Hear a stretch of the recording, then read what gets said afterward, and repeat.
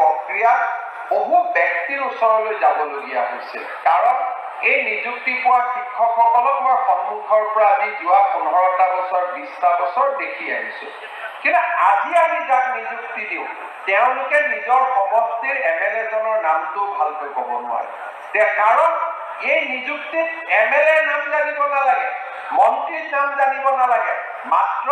নিজৰ সাবজেক্টৰ ওপৰত নলেজ থাকিব লাগে মেথছৰ ওপৰত নলেজ থাকিব লাগে সংস্কৃতৰ ওপৰত নলেজ থাকিব লাগে হিন্দীৰ ওপৰত নলেজ থাকিব লাগে জ্ঞানৰ ওপৰত মেৰিটৰ ওপৰত নিযুক্তি আজি অসমত 1.5 লাখ যুৱক যুৱতী সংখ্যাটো আমি 1.5 লাখ গৈ পোৱা নাই মই 1.5 লাখ এইকাৰণে কৈছো যে 2 এদিনতে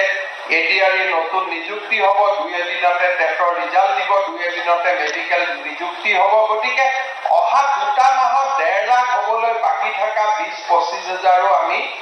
পাৰ কৰি আমি আগুৱাই যাম অসমত স্বাধীনতাৰ পিছত আগৰ কথাটো মই বাদেই দিছো কোনো পৰিৱেশতে কোনো কালে ইমান ডেকা ল'ৰাৰ নিযুক্তি আৰু এজনো মন্ত্ৰী বিধায়কৰ ঘৰত নোযোৱাকৈ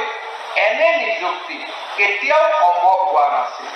আৰু এই ধৰণৰ প্ৰক্ৰিয়া যদি আমাৰ ৰাজ্যখনত আমি বিচাৰো আমাৰ ৰাজ্যখন যদি সকলো ক্ষেত্ৰতে আগুৱাই থকাটো বিচাৰো আমি এনে এচাম নতুন প্ৰজন্মৰ আমি সৃষ্টি কৰিব লাগিব যি নতুন প্ৰজন্মই অসমৰ উন্নয়নৰ বাবে অসমৰ বিকাশৰ বাবে সমৰ্পণ কৰে আৰু এনে ধৰণৰ শিক্ষা আমি স্কুলৰ শ্ৰেণীকোঠাৰ পৰা আৰম্ভ কৰিব লাগিব স্কুলৰ শ্ৰেণীকোঠাত যেতিয়া শিক্ষাই